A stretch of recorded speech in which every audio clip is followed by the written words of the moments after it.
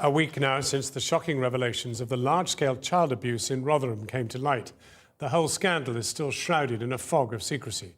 More than 1,400 young girls were abused over a period of 16 years, mainly by men from the town's Pakistani community, a community where any hint of abuse is routinely underreported, surrounded by a culture of silence and the fear of family shame.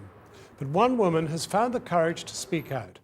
Rizwana Bashir says deeply entrenched cultural taboos kept her quiet when she was abused in her hometown of Skipton. That's about 60 miles from Rotherham.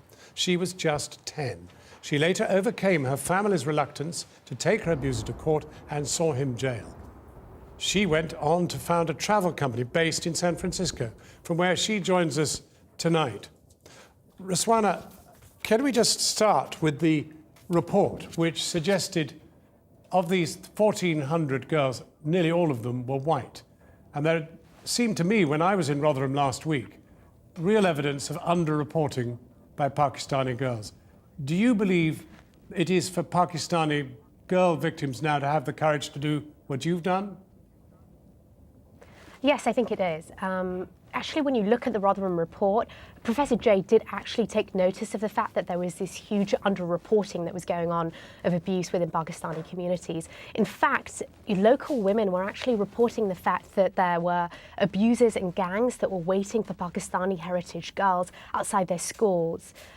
She cites the fact that the UK Muslim Women's Network actually has a report on grooming and prostitution of Muslim women that went on all over the UK. And the cases there were incredibly brutal. These women were raped, they were burnt with cigarettes, they had the same kind of abuse that the girls in Rotherham had. And so there is just this massive underreporting that's going on with Pakistani victims. And there are a few factors that are involved in that. The first is just that you have these communities that are pretty deprived. There's a lack of education, they're deeply patriarchal, they're often misogynistic, and when you have all of these kind of this situation combined with a huge issue around shame, victim shaming and blaming, which means that a family will ostracize their child if she speaks up and says, I was abused. These factors mean that no Asian women really feel comfortable coming forward. Even for me, it took 10 years of being outside of the community to actually be able to come back and say, I was abused. Was that the key, that you were outside the community? I mean, you amazingly went from school in Skipton to be president of the Oxford Union, and you were right out there.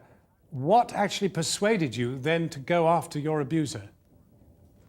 Well, I never talked to anyone about it until I was in my 20s. Such is the nature of this shame that you're kind of quite paralyzed by it and you don't want to talk to anyone about it. And so I didn't acknowledge it even to myself until I was in my 20s. And then at that point, I really wanted to go and do something about it, but I was actually very aware of the impact that it would have on my family. I was aware that I had a sibling that lived in the community, that her kids were going to be affected, that people were going to be ostracizing and shunning her.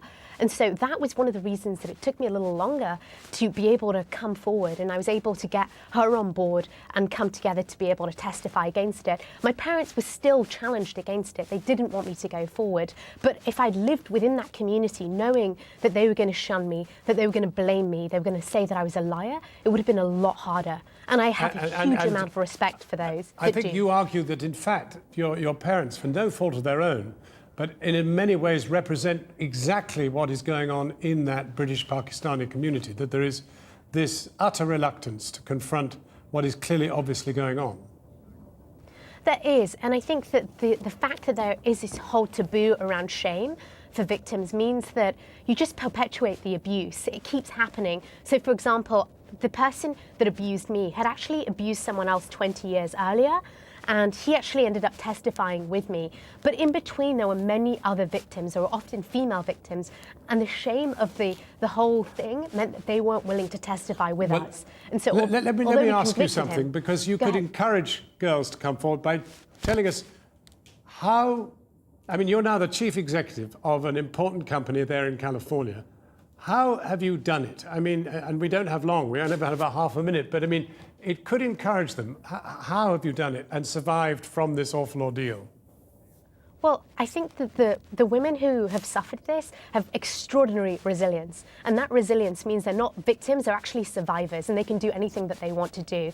And so I'd call upon them and I'd call upon those communities to give them the support that they need so that they can come forward, share their abuse, bring the perpetrators to justice, because that's absolutely essential.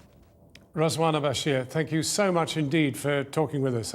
Let's hope that what you've said and your courage in doing so will persuade many more to come forward. Thank you.